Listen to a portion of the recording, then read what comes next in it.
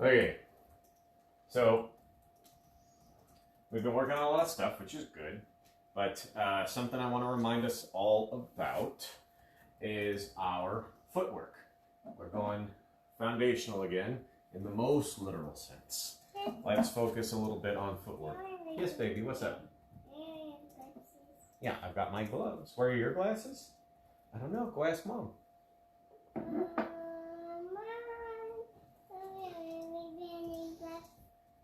Oh, Ripley honey gloves?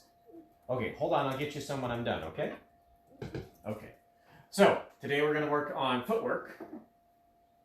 We're going to work on everything, but we're going to focus on our footwork. Now, I want to give you guys a couple... See, I've changed up my swords. Feel free to switch out what you got. But there's a couple things I want to put in your head while we're going through this. I tend to be a very linear fighter, right? I fight in a straight line most of the time. And any of you who have fought with me or trained with me know this. And the reason for this tends to be pretty solid. It develops a very masterful attack streamline. You're able to get very quick, effective shots that travel the least amount of distance down the hardest path to see, right? It also allows you to engage your opponent straight on. There's a lot of advantages to this. I am not big into circular fighting where you kind of like circle them. This compromises my footwork in a way that prevents me from having the ability to use my snap attacks and defenses. Ripley, don't touch that, please. Cool glasses. Yeah, you're a cool dude. But, so this is why I don't personally fight this way. Now, I don't want to confuse you and say that like one is right and one is wrong or one is better and one is worse. I'm not going into that at all. That's not my point. I fight from a linear method because it matches my approach to fence, right? But I don't want you to also think that I don't use circular movements. They're very important and you want to have this set with you. But when you're using any sort of footwork item, you have to remember your balance and your ability to transition should not be compromised by however you're moving. So I've seen a lot of circular fighters where they'll like straighten their knees and they'll walk around. And when they lunge, they have to bend and go. And they have that exposed timing, right? I'm not looking for a shot that I got you in because you hadn't seen it before. Once you start to understand how it works, you'll be able to catch that. That has plenty of telegraph. You can see it coming. I want a shot that is difficult to anticipate and difficult to deal with always. It never has an inferior move. That's why one of the reasons I fight with that linear attack process. So when is a good idea to have our circular footwork is going to come down to context always, right? Everything comes back to context. That's the universal theme here. But we'll go over some ideas of when, how, and why it's a good idea to use this. So let's get it warm. We'll add some parries. We'll add some lunges. We'll add some riposte. Sticking with two swords to keep our arms worked out and stick with our theme for the week. Now, I went wide angle, so hopefully you guys can see me a little better for this one.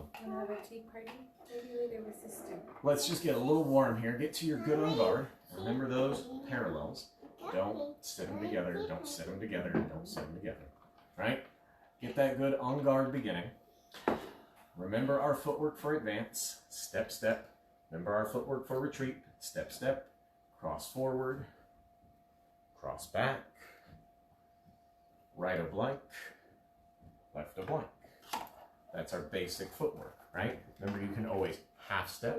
You can always ghost step, like a advanced step. Like instead of just doing the step, you have a ghost step, where you take a longer step. Or you can have a half step, where you do less in advance. All these options are fine. Remember to use them. But real quick, let's show some situations where moving our feet is going to give us an advantage in a non-linear method, right? If you're trying to stop someone from hitting you, coming straight at you, your best defense is to go backwards away from the sword. You can experience this by having someone lunge at you, trying to hit you, put armor on, put a mask on, and when they come in, try to sidestep it like they do in the movies, right? And you will learn very quickly it doesn't take a lot of effort for someone lunging at you to follow you. It's not an advanced move. It's kind of natural. So just a step to the side is oftentimes not enough. You need something a little more. So defensively, you want to make sure that you take a step back, right? So when I think of side steps, defensively, I'm mostly worried about someone who is charging, right? If I've got that guy who's overcommitting to those really deep charges, right? That's the same concept. I told you stepping back brings you far enough away from the sword, but stepping to the side, they just follow you. Some people have figured out if they're stepping back when I lunge at them with my sword, I need to go more forward with my sword, and they'll charge, right? So knowing this is good to have that sidestep method in. And as I'm fighting with two swords, I can choose which one I'm going to use and which direction. An email is here! We have to conceptually maintain the form we want while we do it. So, imagining a charger, let's show how some of this will work. From our on guard. Oh, let me get my legs nice and exercised. When they come in, I'm still going to take my step back and get my parry, right? That's fine. But if I realize they're starting to charge at me, I'm going to need to also bring myself in another direction. So if I'm using my left hand to parry when I step back, I'm going to want to step back with my front leg so I can remove myself from that line to counter. Now, I kind of used a bad example there because when I finish, I straighten my legs. Don't do that. If you're here and you get that initial boom, I am still in good fighting footwork, right? Using the strong sword, using your strong arm with a sword to do the same approach, right? I can simply step back using a retreat or a ghost retreat, a longer step back, as I get that initial parry, right? I can step back and offline. I'm stepping away and away, right? So remember that getting that boom is effective. Getting that boom is also effective. Removing yourself from the line and removing yourself from the distance. So you're getting both that out of range, you're also getting that out of range, out of line, right? It gives you more time if they're charging to get the moves you need in.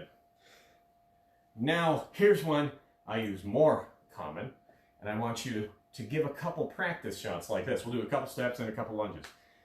One thing that's very effective is I am this far away from you, and now I've gotten closer. It's pretty easy to see I got closer. Due to the linear motion, you might not always anticipate how much closer or the exact time I'm getting closer, but you know I'm getting closer.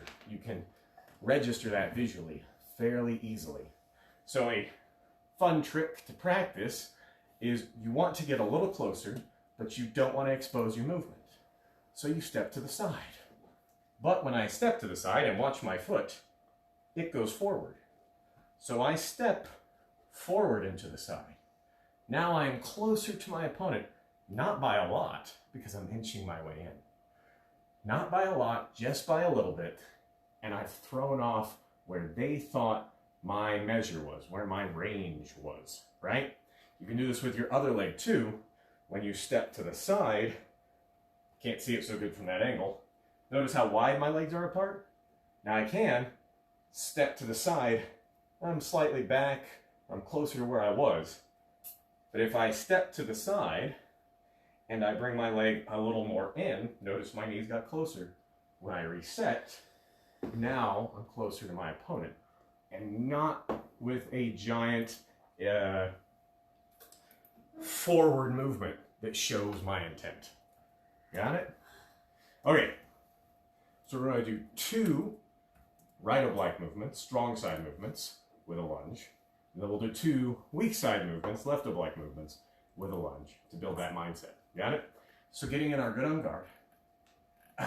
There. I'm going to get my first right oblique with a minor step forward where I step slightly in and to the side. One more following the same theme, slightly in and to the side, maintaining, I'm still in good footwork, right? And from here, I'll make my attack. Ideally gathering or blocking my opponent's line of attack and lunging. Got it? there's the drill. Let's give it a try. To my strong side, right oblique. Ooh, there we go. So I get my first step, and imagine where your opponent is, right? Fight someone, don't just do these willy-nilly. One more, a little closer. From here, bind, extend lunge. Parry, recover, right? Nice and slow. Now let's make it a little fluid, a little fluid. On guard. I get my first step, my second step, my bind lunge. Got it? And don't stop here. I'm doing this for demonstration purposes. Bind lunge, parry, recover, however you got to get out of there. Okay. That's right side. Let's see how we do it on our left side. On guard. Now, same movement. I'm going to left oblique, but when I do, I'm going to bring my foot in a little bit, right? So I step, step, step. I'm a little closer. Step.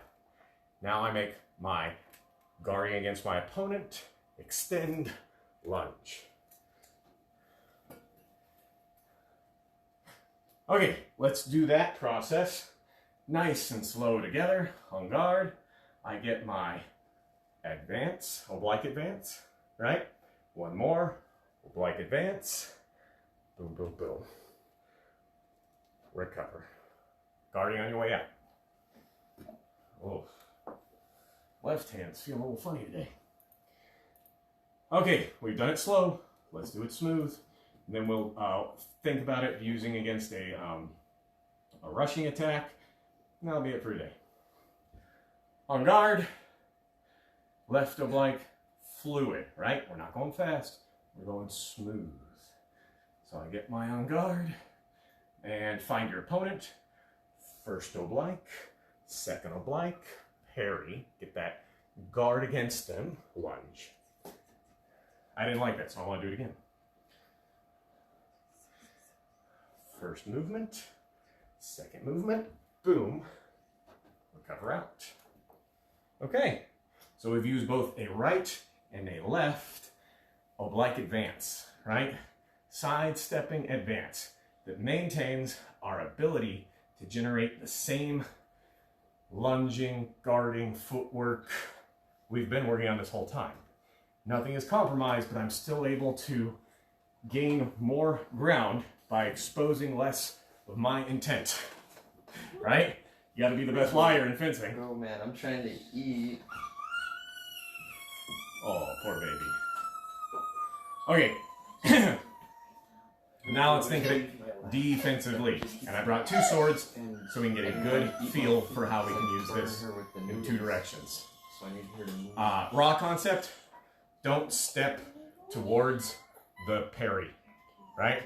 If someone comes in and I parry 7, and I sidestep towards my own parry, it can go badly depending on how they attacked. It can go well. There's mechanics here that you can argue like, that's a good idea. It can be from time to time, but you better be doing that on purpose. You better very much so intend to be gathering their blade and forcing it across their own body or something before you are doing this. Don't do that on accident, all right? So just remember that as we're doing these moves. So, someone's charging down my center line. I'm going to use my dominant hand to gain the parry as I void my body and use a counter strike with my weak hand. Incoming initial rush. And again, if I know they're going to rush, I'm going to want to not only get the parry, but also remove my body. So as they come in, I'm going to I'm going to retreat and oblique movement at the same time. So as I step back, I also step to the side. So they come in, I step to the side, get my extension. Got it? And again, my footwork, right back where I was the whole time. But my body has left my initial position. Gives me a chance to gain more of a parry. More time to get my parry versus a charging attacker. All right, let's do 2 more. Let's coming in, I'm going to use my dominant hand again, getting my initial. One more, now try to make it smooth, right? Here they come, getting them both together. Okay, that's using a 7. You don't have to use a 7. You can use alternate parries. You can step in other ways. The concept is solid for many situations, okay? I'm just giving you one that's easy to practice. On guard. Now, we're going to step with our, to our opposite side. To our opposite side. Now, like I said, don't follow your blade there. So, my options, I have a few if I'm going this direction. One is picking up in that 1 style parry and stepping away with my back leg. I pick them up in the 1, I step out and in. That removes my body from the initial place. But for right now, because we're focusing on doing more with our feet than what we've been doing, let's use a repose step where my front leg is actually going to become my back leg. Got it? We're going to use this sword to parry and this sword to counter. So, from my on guard, I recognize their charge, I gather my parry, and as I do, I step back, and notice how both my feet, and I'm worried about stepping on my things over here, that's why I'm shortening my range. Notice that both my feet come online like I'm fighting this direction now. I do not step back and plant and leave myself here. I'm going to step to the side and realign, just like an oblique movement. Got it? Okay. So when they come in, I'm going to gather my parry, step to the side, counter strike. Nice and slow, and then one nice and smooth, right? So let's go slow. They come in, I gather the parry, I step, I extend, removing my body from their blade angle. Now, make it smooth. In comes the attack, stepping to the side. I wanted to step more back, but again, I'm a little worried about my range. So let me try that one more time. Here comes their attack. I'm able to anticipate. Let me get my guard right. That feels better. Okay, good practice. Here comes their attack. Boom. Working on that fluidity, thinking smooth. All right, something easy, something short, just something to work on today, something to get your feet going more. I gave you the knowledge for this. Go ahead and do 5 on each leg. See what you like. Okay, if you got any questions or comments, please put them in the comment box so I'll have more to work with tomorrow. See you all soon, I hope. Stay safe.